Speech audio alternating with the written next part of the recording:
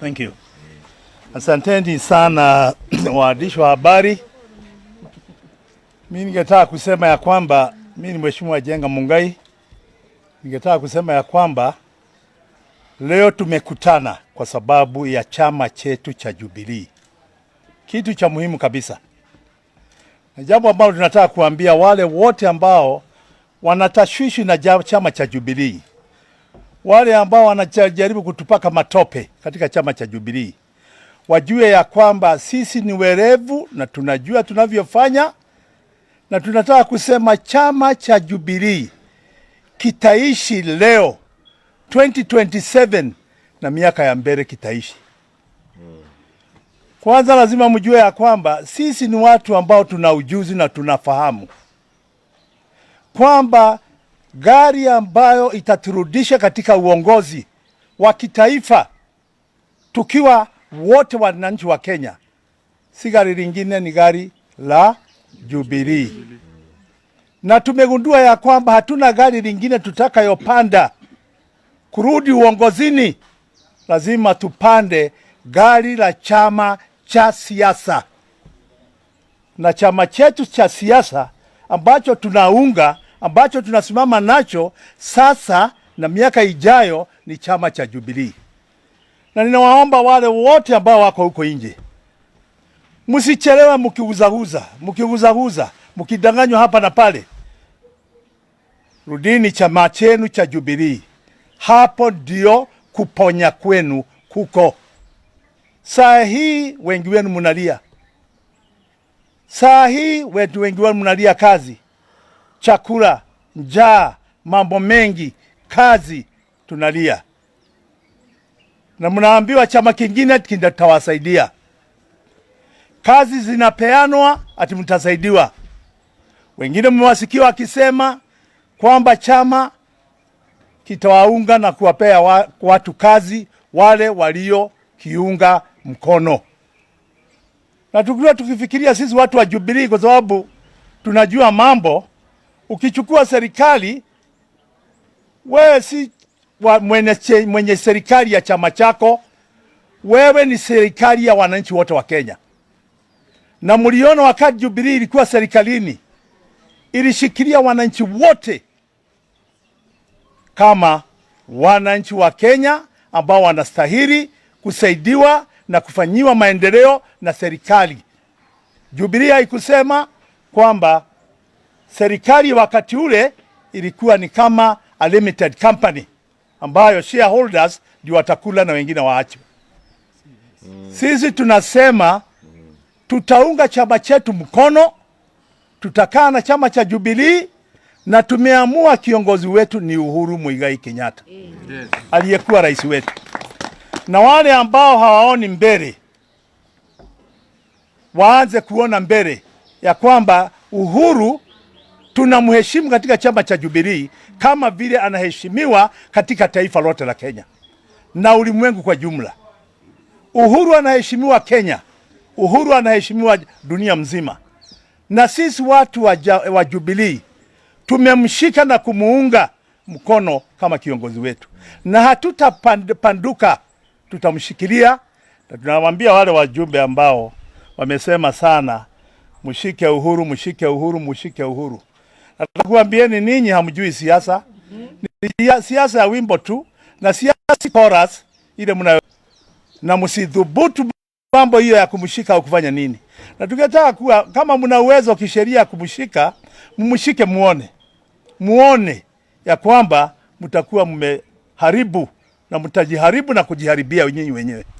Kwa hivyo mimi tunaomba rais wetu, former rais wetu Uhuru, wewe tulia, watu waseme wale watakayosema, lakini ujue kuna wale wanakuunga mkono.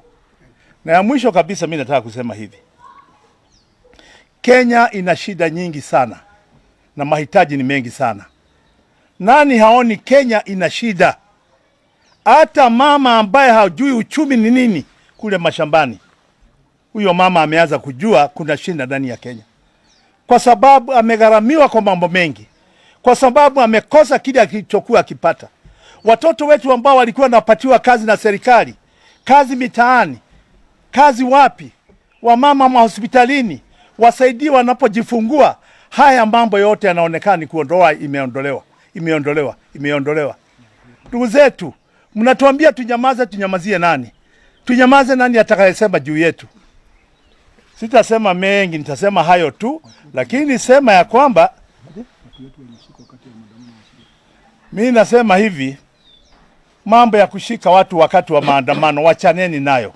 Watu walishikwa wakati wa Moi, wakashikwa wakati wa serikali zingine, na hatujaona pali wameenda, wako tu.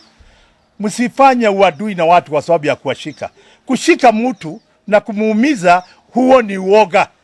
Kwa hivyo ni ninyi mna uoga, si wale mnaoshika, ni ninyi mna uoga. Tungetaka ndugu zetu tutulize Kenya iwe ya amani, tuendeshe mambo kwa amani na tusiendeshe mambo kwa kujitakia makuu. Mjue kila mwananchi wa Kenya anataka makuu, si wewe peke yako. Asanteni sana.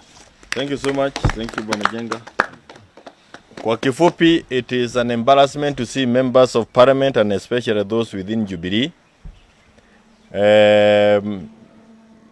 listening to insults towards the former head of state, Uhuru Muigai Kenyatta, and remaining silent. Some of those members are people he has personally, financially supported, even campaigned for to become members of parliament, if not this term, at least in 2017. And it's an embarrassment to see them opening their mouths and threatening himself, or threatening his family, or even trying to threaten properties that belong to that family. And like my colleagues have said, I also just want to repeat the same. Dare you. Yes. Dare you. Yes. You want to put the country on fire? Dare you. Yeah. Arrest Uhuru or arrest Raila.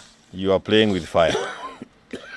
The other one is that clearly we have a regime here that wants to take us back to the dark days, where there was no freedom of media. We saw a letter coming from CCK yesterday. It's ridiculous, to say the least. Those are days we left, long time. And some of us could not even imagine a person of the age of Chiroba could issue such a letter. Forget about contemplating. Again, it's another dare. Let them dare take us back to those dark days. We have the issue of IBC. We now see that they've been allocated 7.2 billion shillings. We have a problem, and we have stated it within Azimio, that we do not recognize the composition intended by the law that was passed by William Ruto. You do not need to be told what a country like Kenya can go through and has gone through in the past when we have messed up the electoral processes in this country. Clearly, there are people who don't have any respect for the history of this country, because you can never constitute IBC single-handedly. Again, crucially, we know that IBC is about to embark on the demarcation of boundaries in this country. And some of the members of or chairmen from the counties here come from counties that are likely to lose constituencies because they don't meet the threshold. So we are going for demarcation of boundaries without the protection that was being sought for the constituencies that don't meet the threshold. We do not want this done in secrecy. We want it put clearly and without any ambiguity, and we want it ahead of time. What is it they intend to do? And in any case, they cannot undertake the boundaries review when they have not been constituted in a manner that we have all agreed upon. We've talked about maandamano, and we now know again some two politicians within Mount Kenya have already reached out to some young people so that they can be planted within our maandamanos as goons to cause trouble from within. I want to caution the young men. Please, if you don't if you don't believe in the maandamano, the revolution that is with us now, if you don't believe in it, do not attempt to join it. You will be swallowed by the crowd, and they have a way of even smelling you, that you don't belong to them. We saw it on Monday. Please don't risk your life by coming to join because of having been paid some 1,000 or 2,000 shillings. And finally is to mention this, because there are people who are getting confused a bit. This government that is illegitimate, in fact the best thing is to call it a regime. This regime of William Ruto has, in a very cunning way, covered their daily isolation of Mount Kenya. Those who come from Mount Kenya region or have anything to do with Mount Kenya, be aware. This William Gachiethera government or company, their work is to isolate Mount Kenya and to leave us as political destitutes in this country. We are being used. You can tell by the number of sackings that are happening from those who come from Mount Kenya. The number of businesses that are being closed on a daily basis. This morning we had people from the textile industry. They have now been told that there's going to be only one color uniform for all schools in this country. Imagine how many tailors are going to be thrown out of business in this country, how many businesses are going to be closed, what kind of unemployment levels we are going to put in this country. So every day, every single day, there is something being done to get Mount Kenya on its knees. Na wale ambao walichaguliwa kwa kule bunge, kama walichaguliwa kwa vyama gani ama gani, na wametoka Mount Kenya, sasa wafugue fikira zao. Killing Mount Kenya does not help the country. It makes the country worse. And no region should be targeted like they are targeting Mount Kenya. I thank you.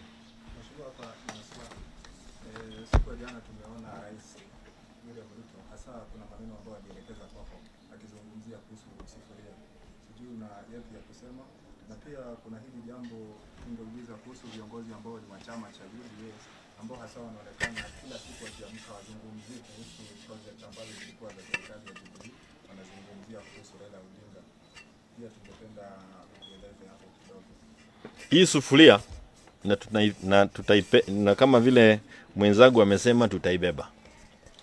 It is the symbol of hunger, njaa ambayo iko Kenya hii. Na ni njaa ya tubo. Tumeona sasa hata iko njaa ya fikira.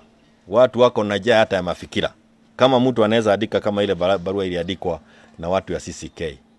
Kuna njaa ya school fees. 3 million kids are out of school. Most of them from Mount Kenya. Kiambu has the highest number of kids who are not in school today. This symbolizes the inability of the Uhuru regime to deliver on anything. Forget about the promises that they made to Kenyans. And it is good that William has recognized that the sufuria is empty. It is so empty that we are even putting it on our heads. Yes. Let him address what this is talking about. Yes. And it is not siasa ya kucheza na hii. Ile mambo yako ya kwenda kanisani na kuanza kucheza zile sarakasi zake. He is lied to us enough number of times from the pulpit. Ile uongo yote tunasukukana naye hapa Kenya hii, alisema kwa kanisa kwa pulpit. Abebe hii, apeleke kwa pulpit. Atuambie vile ataijaza chakula.